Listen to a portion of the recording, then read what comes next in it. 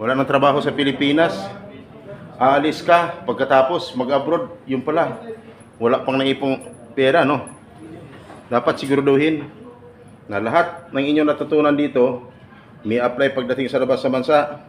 At pag nai-apply mo, sigurado, uwi ka na may dalang pera sa pamilya.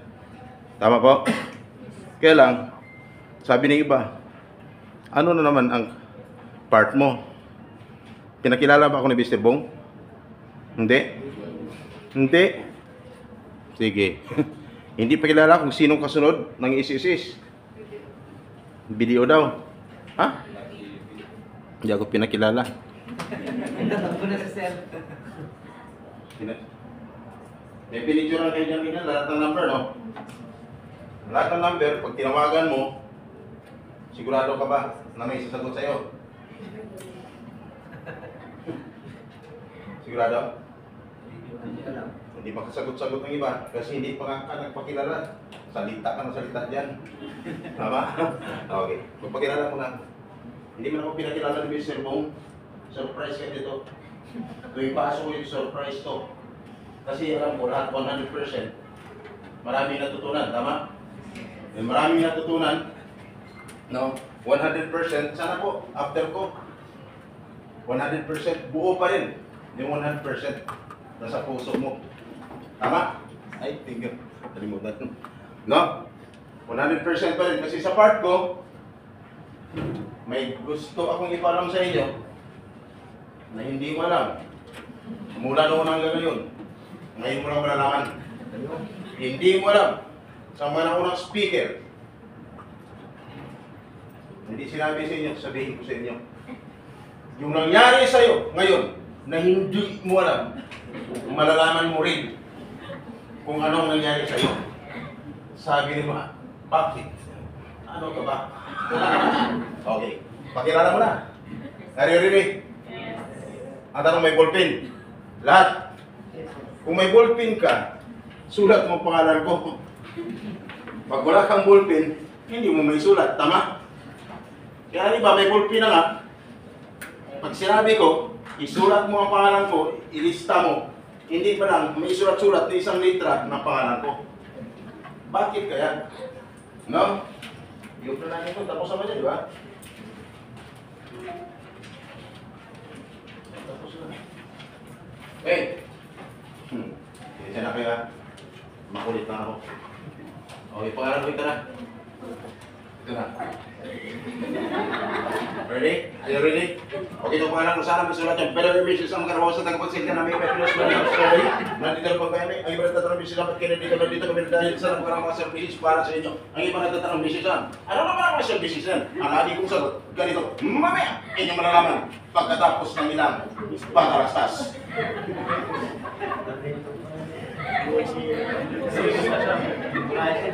Sabi na iba. Ano ba yan? Okay.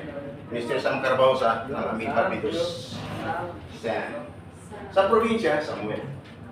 Dito, nung pumunta ko ng Maynila, ginawa kong San. At least, kahit pa paano, kunting develop naman. Okay, ma'am. Sam. Okay. Mr. Sam, ba't ka nandito? Nandito ako. Dahil sa napakagang mga services para sa inyo. Just in case of emergency. Hindi sinabi ni Mr. Bong lahat dito. Hindi sinabi sa inyo, sasabihin ko sa inyo. May natutunan sa Pidos? May natutunan? Anong natutunan niyo? Do's and don'ts. Dapat alam mo yun. Tama? Lahat ng ipinagbabawal mo, dapat alam mo. Kasi, pag hindi mo alam yan, mahirap yun. Iba ang batas sa Pilipinas. Iba ang batas doon. Politiko. Iba ang batas dito. Iba ang batas doon. Kaya dapat ihanda mo sa sarili mo. Hindi madali ang pagiging buhay OFW. Sino mga takes abroad? Taas yung mga takes abroad. Sino ang mga first timers? Taas yung mga 5. Mayroon hindi tumataas ang mga kamay. Ang tanong, ano kayo? Sabi ni iba dyan, pakialam ko sa'yo ay ex-abroad to. Puro na lang pidos, paulit-ulit na lang. Ang sabi ng kuwa, pidos. Nabagit ba ni Mr. Bong? Sigurado kayo? Pidos is a mandatory seminar to all departing contract workers, not only for first-timers, maging sa mga ex-abroad. Nabagit ni Mr. Bong? Kaya dumaan sa pidos, ang importante, ano daw? Pag dumaan ng pidos, may ihanda ang iyong sarili pagdating sa labas ng bansa. Bakit? Maraming panibagong hamon at mga pagsubok na iyong kaharapin pagdating doon. Sabi niya ba, ganun ba pagdating doon? Sabi niya ba, bakit alam niya? Kasi ang partner ni Mr. Bong is part ko. Siya signatory ng Pidos Certificate, signatory din ako. Accredited facilitator ng UWA. Accredited din ako. Mas una pa sa kanila lahat dito sa loob ng Pidos ng mga nag-lecture. Year 2000 pa lamang.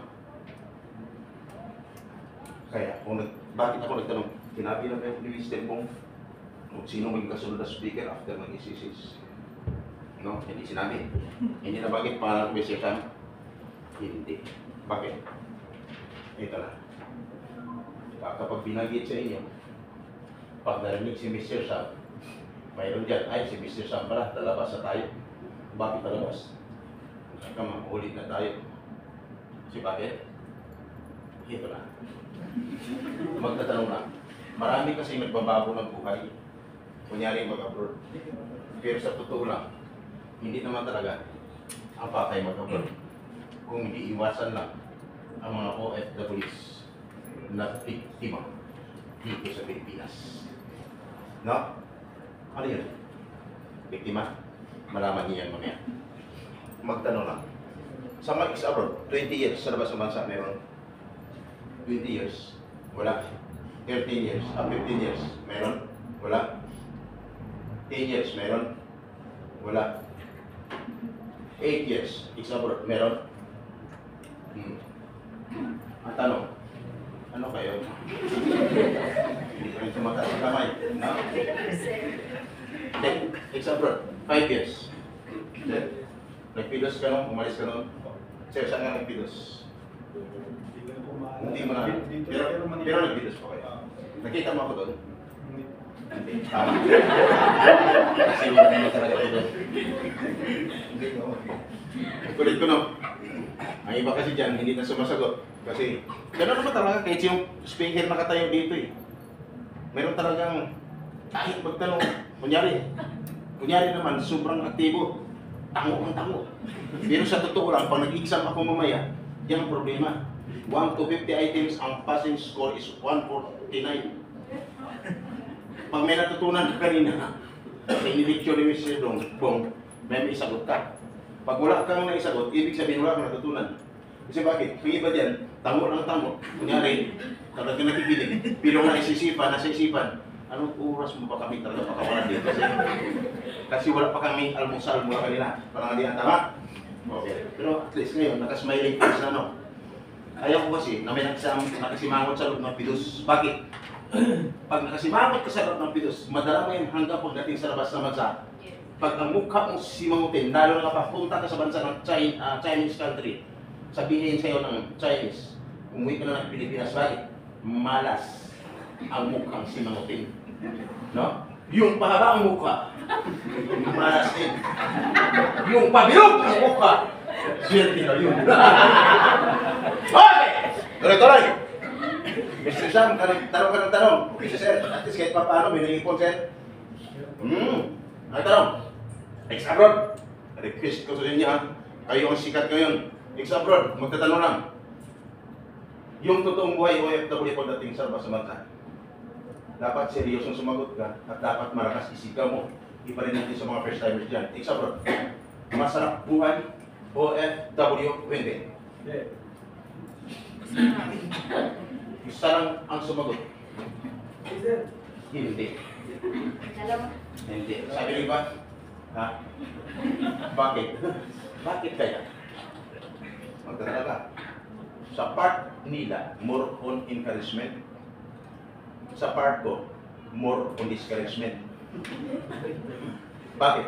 Pag narinig mo sa akin, akala mo tinatakot ka, hindi. Sinasabi ko lang totoo. Kaya dito, after ko mag-talk, tatanungin kita, tuloy ko hindi. No? Kasi, dito ko malaman kung talagang gaano katibay ang loob mo bilang isang OFW. Kasi sa isang buhay OFW, kailangan hindi lang super tapang, no? Uuwang loob at kailangan palaban ka. Tama? Ngayon, magtatanong ako. Considerate ha? Considerate. Considerate sa verb ka? Hindi ba, di ba? First Sa time mukha yan. mo parang... parang sanay na to. Sir, anong trabaho mo dati sa Pilipinas mo lang? Production operator ba? Ah, okay. Ikaw, sir. Ano ba? May trabaho ko, tinatanong ko ikaw, sir, may trabaho ka rin. Meron po. Mayroon. Kasi nung tanong ako dito nung nakaraan, sabi, sir, wala. Ilang taon ka, na-standby? Sir, mulang simula. Standby ka. Anong ginagawa mo? Paano ka nabuhay? Sir, pasyurtiyan lang. Pachimpo-chimpo lang. Pachimpuhan daw. Pag ano, pag may bagong sahod. Hey! Ngayon, ganito. Sunod na katanungan. Huwag kayong open, ha? Sunod na katanungan. Kamusta ang excitement? Nasa 100% pa? 100% po ba? 50. 50-50 pa rin, no? Tama yung sagot mo, sir. At least narinig ng iba. 50-50 daw, nasa loob na siya ng pilos, pero 50-50 pa rin. Tama naman yun. Okay. May mga engineers dito. Walang paano ng pride, ha? Pataasan. Engineer, nurse, doktor, no? Dapat pantay ang pagtingin sa kapwa. Kaya sabihin mo, janitor lang yan, pantay ang pagtingin mo. Irespeto mo ang kapwa natin Pilipino pagdating sa labas ng bansa. Wala po yan sa posisyon. No? Wala po yan sa profession. Basta, pantay. Bakit? Pareho kayo na mga bayani. Kung ipaliwanag ko mahaba kung paano ka naging bayani, ipaliwanag ni Mr. Bong. Hindi? Hindi. Naging bayani ka dahil sa initulong ninyo sa pag-angat ng ekonomiya ng ating bansa. Paano makatulong? Doon sa remittances. No? Padala ka doon sa itingi mo. May pila yan. Bawasan ng ano yan, tax. Saan papasok yan? Sa kaban ng bayan. Ang tanong, sino makikinabang? Sagot ng iba, buhaya ng bayan. Sabi ni iba, para totoo nga naman ako. Eleksyon lang kaya maingay sila. Walang pinta-pinta yung mga ano yan. Okay! Ngayon, magtatanong ulit. Dahil 100% ang excitement mo, tatanungin ko po kayo. Sana hindi mabawasan ang excitement nyo, ha? Batas ang pag-usapan natin, napaka-iksi lang. Concentrate, focus sa akin, huwag sa katabi, huwag kung saan-saan. Baka isip mo kung paano ka makaway. Huwag sa cellphone. Concentrate.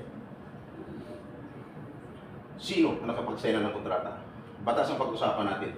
Kasi bawat na may nangyari sa'yo, magbawas ako ng 20% doon sa excitement mo. Na 100%. Sino ang nakapag-sign ng kontrata? Sus, nako. Kunti lang. Ito. Sino hindi pa nakapag-sign ng kontrata? Taas yung kamay. Thank you. Halos lahat hindi nakapag-sign ng kontrata. Yung hindi tumaas ng kamay, hindi rin yan nakapag-sign ng kontrata. Tama? Ayun sa batas. Dapat ang isang OFW bago mag-pitos, dapat siya nakapag-sign ng kontrata. Guys, nasa batas yan. Yung pagpasok mo bilang isang OFW, may batas na sinusunod dyan. Hindi lang basta makapag-comply ng mga requirements, okay ka na. Hindi lang basta-basta pag nakapag-pidos ka na, okay ka na. Hindi lang basta-basta sa mga narinig mo, kasunod certificate, okay ka na. Ang problema, may malaman ka sa akin ngayon. Itong batas, napag-usapan natin ngayon. Nasa batas, ang isang OFW bago mag-pidos, dapat siya nakapag-sign ng kontrata. Sabi ko ba, ganun ba?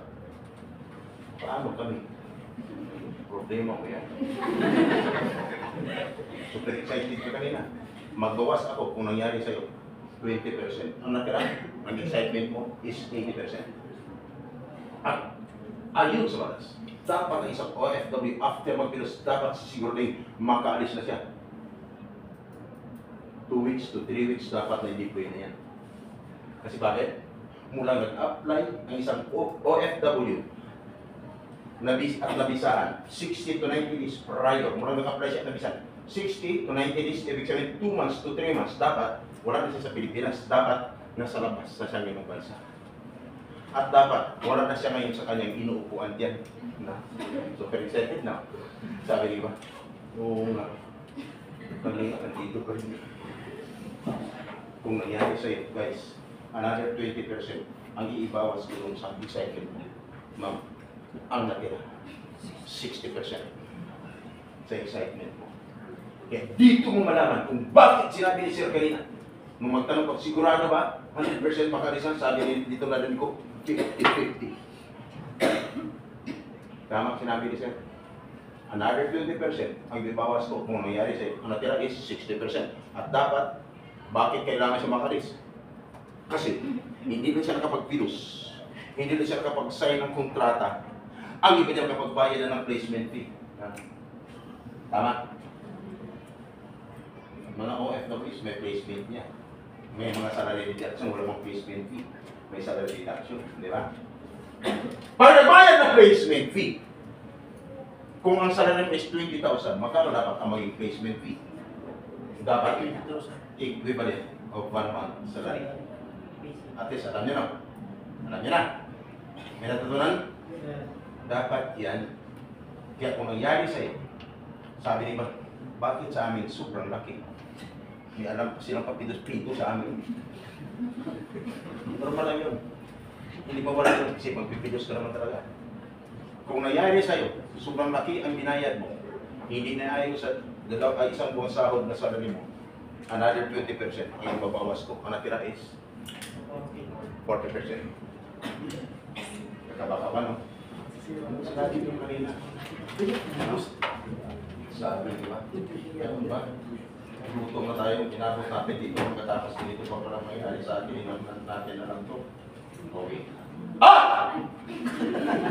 Pag nagbayad ng placement fee, sige nga, saang lugar? Sa Jollibee, sa Chowking, sa McDo, sa Max Mall Hotel o Restaurant.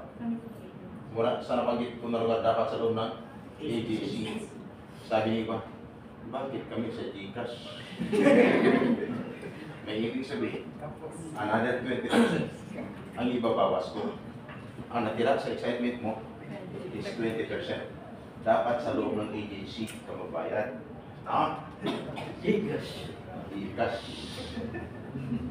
Sa Gcash ka na, para hindi ka na mahirapan kung punta ng Manila, layo pa naman Manila, pinagalingan mo, expedite pa to, ayaw mo. Di ba? Mabilis ka makaalis dito. O, ingat. Dapat sa loob ng agency. At dapat mayroong kaukulang Resibo. Resibo. Sabi ni Ma'am, patay na tayo. Bakit kami walang resibo? Kumusta? Kumusta ang pakiramdam? Okay naman. Nakakalungkot. Nakakalungkot. Ibawas ko yung 20%. Wala nang natira sa'yo. Ang tanong, tuloy, hindi. Mabuti sabi sa'yo. Tuloy. Na? Tuloy ang laban. Walang atrasan. Yan ang buhay ng mga bayaning mga FW. Dapat palaban. Tama? Ma'am? Palaban na. At pagdating sa labas sa bansa, dapat alam mo kung dapat mong gawin. At dito pa lang sa Pilipinas, dapat alam mo kung dapat mong gawin.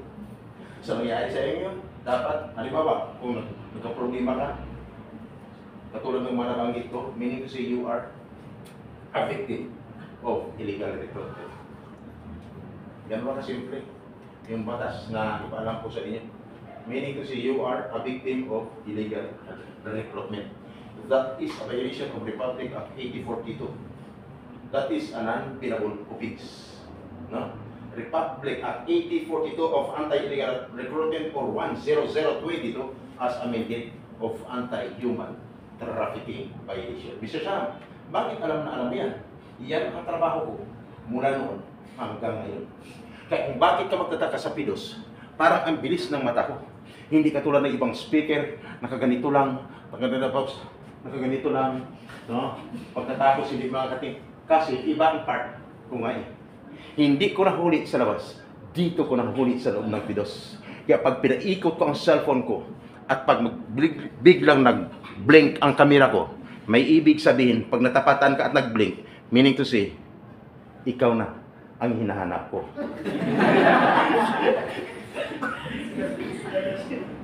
May kahawit ka lang, ma'am. Yan ang ibig sabihin.